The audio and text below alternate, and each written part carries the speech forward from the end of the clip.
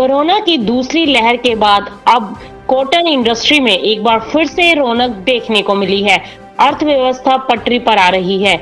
नतीजन घरेलू और अंतर्राष्ट्रीय बाजार में कॉटन की मांग बनी हुई है। मांग के कारण कॉटन की कीमत में भी मजबूती देखने को मिली है। जानकारों का मानना है कि कॉटन की नई फसल आने तक ये मजबूती जारी रहेगी। बाजार में कॉटन की कीमत 55,000 रुपए प्रति कैंडी चल रही है और सितंबर तक कीमत इसी स्तर तक रहने का अनुमान बताया गया है। इसके अलावा 20 जुलाई तक भारत से विश्व बाजार में 69 लाख गांठ कॉटन का निर्यात किया गया है। साथ ही विदेशों से भी अच्छे ऑर्डर मिल रहे हैं। वहीं जानकारों का तर्क है कि सितंबर तक कॉटन मार्केट में जबरदस्त हलचल रहेगी। पिछले साल देश में 133 लाख हेक्टेयर जमीन में कॉटन की पैदावार की गई थी, जबकि चालू सीजन में 20 जुलाई तक 98 लाख हेक्टेयर जमीन में इसकी बिजाई की जा चुकी है। इस सीजन में बिजाई के तहत रकबा 125 लाख हेक्टेयर तक पहुंच सकता है। साफ है कि पिछले साल के मुकाबले रकबे में कमी आएगी। इसी तरह यदि बात की जाए उत्तर भारत की, तो इस क्षेत्र में सिर्फ पंजाब में बिजाई के तहत रकबा बढ़ा है, जबकि अन्य राज्यों में कम हुआ है। उत्तर भारत में पिछले साल 16,51,000 हेक्टेयर में कॉटन की खेती की गई थी। चालू सीजन में अभी तक ये 15,96,000 हेक्टेयर में ही हुई है। पंजाब में पिछले साल 2.5 लाख हेक्टेयर के मुकाबले इस सीजन में 3,03,000 हेक्टेयर में ही कॉटन की खेती की गई है।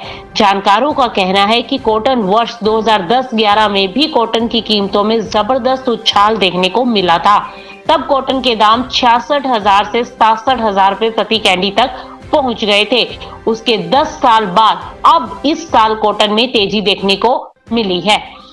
वहीं कॉटन आयात पर एक्सपर्ट्स का कहना है कि चालू वित्त वर्ष के बजट में सरकार ने आयात पर 10% ड्यूटी लगा दी थी। इससे आयात तो नियंत्रित हो गया था और इस बार 10 लाख गांठ आयात का अनुमान लगाया गया, लेकिन अभी तक 8.5 लाख गांठ का ही आयात हो पाया है। इससे घरेलू उद्योगों को संरक्षण मिला है।